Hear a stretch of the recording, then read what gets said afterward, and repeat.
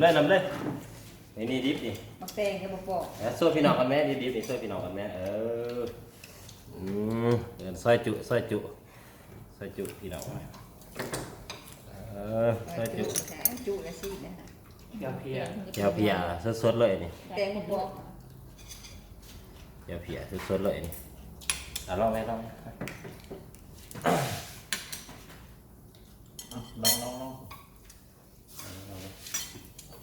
เด้อลงมือเดียวอันนี้ก้อยวะนี่ก่อย ก้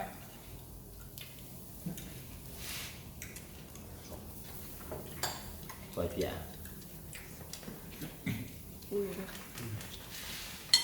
ของง่ายๆยืดบ่งตรงไหนป้องแปลงก่อนปัดตรงเลย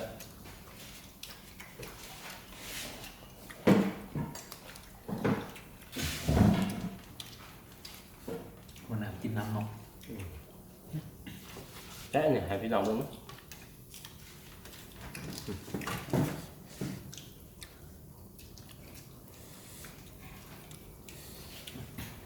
ปิ้งหมูปิ้งไงกันนะลูกคณะ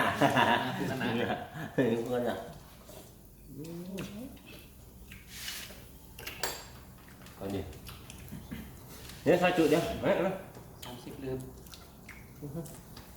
เคยเด็กเลยจุกินจุตำบาน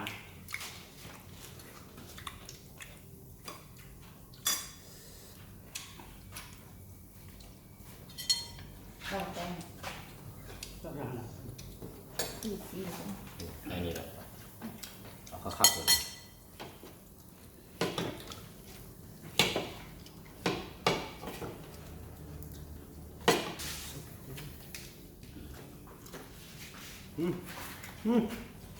หนักเลยนี่เนี่ยเดี๋ยวนะเดี๋ยวตาบานทำนี่ตัวอย่างมองตับเนาะคนไหนอยู่ให้ครับตาบาน อยู่เลิกซื้อไม่ได้เลยลงไล่จังหาคนนางมาอยู่ไม่ได้กินเหล้านะคุณเจ้าเล่มตาบานเลยจับมาหวานแท้บ่ฮะหวานแท้บ่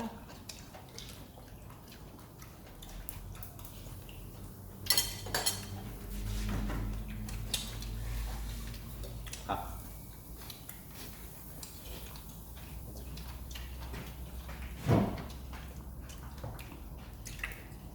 ทำไมสาวจะกินไหมวะ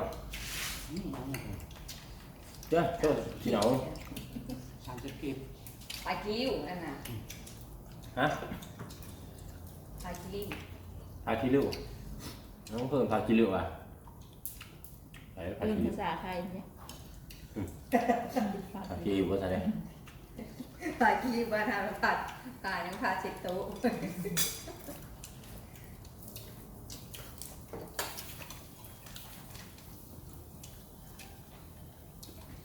ลูกก็น่านะมันแห้งบ้วนนะจะมากินแห้งๆใช่ไหมจะให้ซ่าแห้งขวดมันหยาบเลยมันเป็นแห้งหมอท้าพันพอดีจะมาซอยน้ำโต๊ะครับน้ำโต๊ะไปเช็ดน้ำตุ๊กเราไม่ได้กินแต่เสือแล้วซอยน้ำตุ๊ก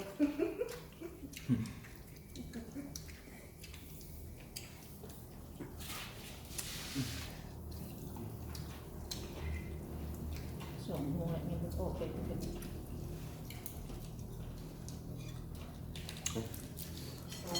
พี่น้องเองก่อนตับต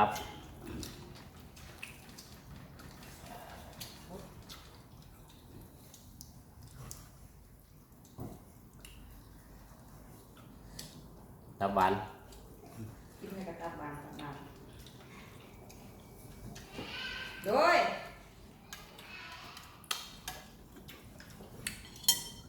ครับอันนี้ก็แกงเพียทางบ้านพี่เก็บเพียวะ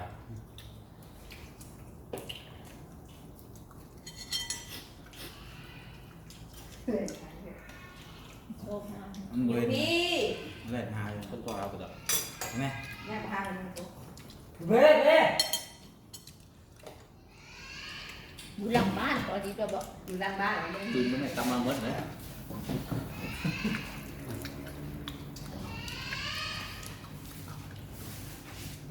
แม่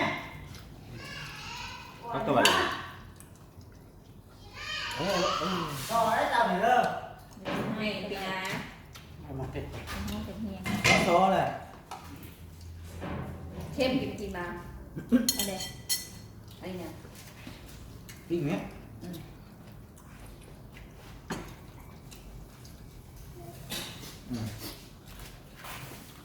อันนี้ค่ะเราต้องแบบ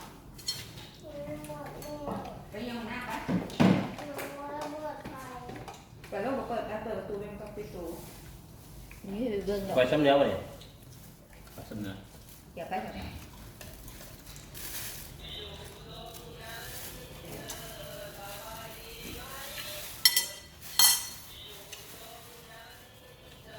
แห้ง